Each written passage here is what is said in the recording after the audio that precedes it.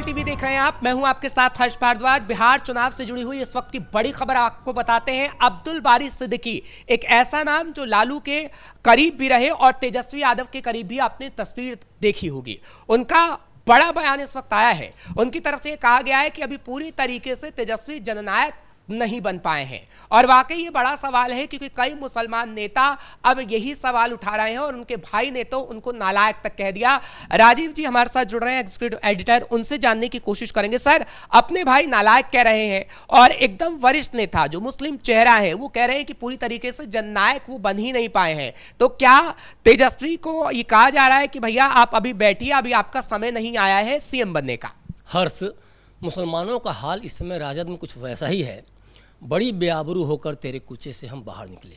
जब लालू यादव अपने दौर में आगे बढ़ रहे थे राजनीति में 1990 के दौर में, तो उन्होंने मुस्लिमों को साधा था और वहाँ से मुस्लिमों को ये उम्मीद जगी थी कि बिहार को एक ऐसा नेता मिला है जो आगे चलकर इस जो अल्पसंख्यक जो वर्ग है इसको आगे लेके जाएगा। लेकिन मुसलमानों को इन्होंने पीछे छोड़ दिया, खुद आगे बढ़ गए। यही दुख अब्दुल बारी सिद्दीकी को है। उन्होंने सोचा कि चलो राबड़ी देवी तक सही है, उनके बेटे दो बार डिप्टी सीएम बने, वहाँ तक सही है। उसके बाद चलो सीएम कैंडिडेट भी उन्होंने घोषित कर दिया, यह भी सही है। लेकिन उसके बाद राजद में क्या डिप्टी सीएम के लिए कोई नहीं मिला? 2% वाला वीआईपी का मुकेश सहनी डिप्टी सीएम मिला। उसके बाद भी जब उनसे सवाल किया जा रहा है तो समाज और धर्म की बात तो करते हैं लेकिन मुस्लिम धर्म से कन्नी काट जाते हैं। तो अब्दुल बारी सिद्दीकी जिन्होंने कई दशकों तक पार्टी को सींचा, आज उनको ये लग रहा है इस पार्टी से हम बड़े बेइज्जत होकर बाहर निकाले जा रहे हैं। तरह से उनकी कोई पूछ नहीं रह गई है। और ख़ास तौर पे तब जब मुस्लिमों को लेके उसी वर्ग से अब्दुल बारी सिद्दीकी से ही सवाल पूछा जा रहा है, आप तो राजद में हैं, फिर किस तरह के मुस्लिमों के नुमाइंदा हैं? और इसीलिए तेजस्वी को लेकर ये सवाल उठ भी रहा है कि आखिर अब्दुल बारी सिद्दीकी जैसे लोगों को ही जब आप नहीं पूछेंगे, क्योंकि देखिए लगातार आरोप लगता भी रहा है तेजस्वी को लेके कि जो वरिष्ठ नेता हैं उनको कहीं ना कहीं तेजस्वी आने के बाद अपने हंसी पर ढकेल दिया है।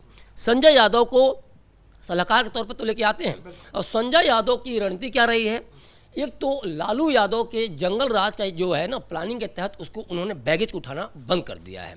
कभी भी आपने नहीं देखा होगा कि तेजस्वी के पोस्टर पे कभी लालू यादव का पोस्टर हो, कभी भी नहीं देखा होगा कि किसी भी बड़े नेता को पोस्टर। राजीव जी, यहाँ पर तेजस्वी की जब बात होती है तो क्या कहें कि तेजस्वी ने मुसलमानों को धोखा देने का काम किया है? क्योंकि देखिए अभी तेजस्वी की तरफ से मुसलमान कोई उम्मीदवार भी हमें नहीं दिखा कि कोई बड़ा चेहरा हो या फिर उतारा गया हो।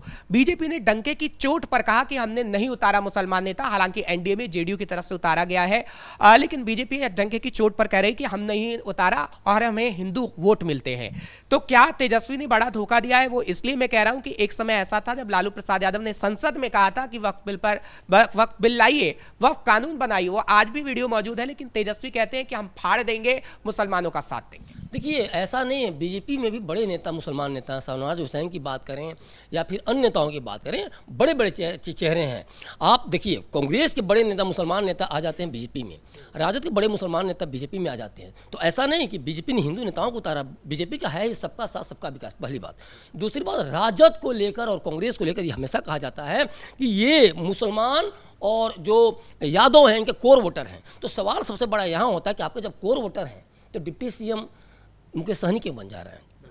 18% मुस्लिम है, मतलब 17.7% अगर देखा जाए तो बिहार में मुस्लिम है, इनका डिप्टी सीएम क्यों नहीं बना? और इसीलिए शौकत अली जो ओवैसी की पार्टी के जो उत्तर प्रदेश इकाई के अध्यक्ष हैं वो सवाल करते हैं कि क्या हम लोग दरी बिछाएंगे और दरी बिछाने वाला मंत्री बनेगा, मंत्रालय दिया जाएगा और बाकी 2% वाला डिप्टी सीएम बनेगा, 13% वाला सीएम बनेगा। तो आप जब ये कहते हैं कटिहार में जाकर कि हम बिल को फाड़ देंगे, वक्फ बिल को फाड़ देंगे, तो एक तो मूर्ख बनाते हैं, उल्लू बनाते हैं, बिहार की जनता को गुमराह करते हैं। संसद द्वारा पास किए गए कानून को आप फाड़ देंगे? आपकी है जुर्रत? आपके ये कानून में आपके कुछ अधिकार में है, संविधान आपने पढ़ा है। तो एक तो आप जैसे ही बोलते हैं तो जो बार बार जो सोशल मीडिया पे सवाल उठता है हर्ष कि नवी फेल है, तो कहीं ना कहीं आप इसको जस्टिफाई कर देते हैं, पहली बात। दूसरी बात, आप इसके पहले क्या कहते, कटिहार में घुसने से पहले क्या कहते थे? कमाई, दवाई, पढ़ाई लिखाई और जैसे ही मुस्लिम गढ़ों में घुसते हैं, जो सीमांचल का जो एरिया आपको पता है, हर 40% से लेके 68%, 68% माफी चाहता हूं आपको रोक रहा हूं, लेकिन सीमांचल की अगर आपने बात की है तो रोका है। सीमांचल में जब हमने खबर बताई कि कैसे मुस्लिम नेता बोल रहे हैं वहां पर कि तेजस्वी ने उन्हें धोखा देने का काम किया है, लेकिन तेजस्वी अभी ये कह रहे हैं कि अगर हमने धोखा देने का काम किया होता तो ओवैसी के पार्टी के कुछ कार्यकर्ता आरजेडी में ना शामिल हुए होते। तो क्या तेजस्वी ओवैसी के लोगों पर ही अभी निर्भर है कि वो जीतेंगे तो उन्हें आरजेडी में शामिल करेंगे? अभी कुछ कार्यकर्ताओं को शामिल कर लिया जाता है। क्या अब सीमांचल पूरा तेजस्वी के हाथ से निकल गया है इसलिए वो डरे हैं? तेजस्वी के हाथ में सीमांचल था ही कब? अब देखिए, यहाँ का जातीय समीकरण, यहाँ के जो चुनावी समीकरण को समझना होगा। 2020 में अगर हम चलते हैं तो वहाँ सबसे बड़ी पार्टी है भाजपा, दूसरे स्थान पे आती है ओवैसी की पार्टी, दूसरे ही स्थान पे कह सकते हैं कांग्रेस की। 5-5 लेके भाजपा को 8 जो यहाँ विधायक उनके जीते थे, 5 कांग्रेस के और 5 ओवैसी के। सोचिए, ओवैसी का इसलिए ज़्यादा यहाँ भारपन है, तमगा ज़्यादा बड़ा है क्योंकि वो बाहर, बिहार से बाहर के थे। दूसरी बात एक चीज़ और है, राजद कितना जीतती है वहाँ? 1 सीट जीतती है। मतलब मुस्लिमों ने वहाँ पूरी तरह से नकार दिया। और जो बड़े बड़े ये वादे मुस्लिमों को लेकर करते हैं और जो ये डर पैदा करते हैं कि बीजेपी चली आएगी, मुझे वोट दो, अन्यथा बीजेपी का डर दिखा के, तो डर अब कापुर हो चुका है, पहली बात। दूसरी बात, कार्यकर्ताओं के शामिल होने से वोट बैंक में मुस्लिमों का तब्दील हो जाएगा राजद के पक्ष में, इसकी गारंटी नहीं है। अगर ये ऐसा होता तो कितने कार्यकर्ता मुस्लिम ऑलरेडी पहले से भी हैं, या ओवैसी के अगर कहा जाए कि पार्टी में, तो ओवैसी अगर ऐसा होता, अगर राजद में शामिल होना होता तो अलग गठबंधन क्यों बनाते? तो ये बहुत बड़ा सवाल है। दूसरी एक चीज़ और भी है, अररिया की बात करें, आप पूर्णिया की बात करें, कटिहार की बात करें, किशनगंज की बात करें, इन चारों जिलों में से 3 जो कांग्रेसी जो सांसद हैं तो सीमांचल से ही हैं। और ये कांग्रेस को पता है कि हमारी ज़मीन खिसकी तो राजद बड़ी हो जाएगी, फिर जो भी थोड़ी बहुत पूछे वो खत्म हो जाएगा। और इसीलिए सीमांचल में ये बार बार कह रहे थे कि हमें जीतने वाली सीटें दो, और राजद से सहमति नहीं बन पाई। और इसीलिए जो friendly fight, so called friendly fight की कौन सी फ्रेंडली फाइट होती है यही जाने, तो फ्रेंडली फाइट की बात करते हैं और वहाँ से दोनों आपस में लड़ने लगते हैं। एक आखिरी सवाल आपसे और है, क्योंकि आपने पूरा अच्छा समीकरण समझाया, लेकिन क्या लालू प्रसाद यादव ने एमवाई समीकरण को साध के जो सरकार बनाई, अब वो तेजस्वी यादव समझ नहीं पा रहे हैं? हालांकि वो 36 साल के तो हैं, लेकिन अभी भी वो अपने आप को खास तौर पर इतना समझते हैं कि मानसिक तौर पर वो तैयार नहीं है, जो वो जानते भी हैं। तो क्या लालू की राजनीति और तेजस्वी की राजनीति में आपको फर्क दिखता है? क्योंकि लालू तो सीएम बने थे एमवाई समीकरण को साध के, लेकिन तेजस्वी उससे नहीं साध पा रहे। देखिए हर्ष, तब दौर डिजिटल का नहीं था, एक बहुत बड़ी फैक्टर ये भी है। 2020 में आपने इतने ज़्यादा जंगल राज के पोस्टर वीडियो नहीं देखे होंगे, पहली बात। दूसरी बात क्या था, उस समय जो गरीब, जो दबे कुचले शोषित वर्ग थे या जो ओबीसी वगैरह थे, वो अपने अधिकारों को लेकर इतने सजग नहीं थे जितना कि आज जो इंडिया का जो डेवलपमेंट था उसको लेकर जब उन्होंने स्वाद चखा तो वो जितना सजग हो गए हैं, वो चीज़ें आज की डेट में अब लालू को उल्टा पड़ रही हैं। तेजस्वी क्या कर रहे हैं, लालू की राजनीति को रीपैकेजिंग कर रहे हैं, अपने नए पैकेज में बेचने की कोशिश कर रहे हैं। और इसीलिए वक्फ बिल की जब वो बात करते हैं तो मुस्लिमों को वहाँ रिझाने की बात करते हैं, लेकिन मुस्लिमों को शिक्षा की बात नहीं करते हैं, स्वास्थ्य की बात नहीं करते हैं, डेवलप कैसे करेंगे मुस्लिम, मुख्य धारा में कैसे बिहार के शामिल होंगे, इसकी बात नहीं करते हैं। और इसीलिए अब्दुल बारी सिद्दीकी को लेकर यह असंतोष है। वो बार बार कह रहे हैं कि आप जननायक इसलिए नहीं बनेंगे, आप नायक इसलिए नहीं बनेंगे क्योंकि आप सभी वर्गों को लेकर नहीं चल रहे हैं। आप जैसे कटिहार में घुसते हैं मुस्लिमों की बात करते हैं, जैसे पद प्रतिशत देने की बात आती है तो वहाँ ईबीसी की बात करते हैं, ओबीसी की बात करते हैं, लेकिन बाकी सारी जातियाँ, चाहे वो मुस्लिम हो, धर्म हो या फिर अन्य अग्रणी जातियाँ, सबको छोड़ देते हैं। तो बिहार एक आखिरी सवाल और, क्योंकि मैंने आखिरी सवाल बोल दिया था लेकिन एक जहन में आया तो आपसे पूछता हूँ, क्या कांग्रेस राष्ट्रीय पार्टी पूरी तरीके से शून्य पर निपटती जा रही है? हाल आपने देखा कैसा हुआ, गुलाम नबी आजाद जितने वरिष्ठ नेता थे वो भी छोड़कर चले गए। क्या आरजेडी का हाल ऐसा होने वाला है? क्योंकि ऐसे ही नेता, जब अब्दुल सिद्दीकी जैसे नेता ऐसे बयान दे दें तो लगता है कि वो पार्टी को छोड़ने के लिए तैयार है। देखिए आरजेडी में भगदड़ तो पहले से ही है।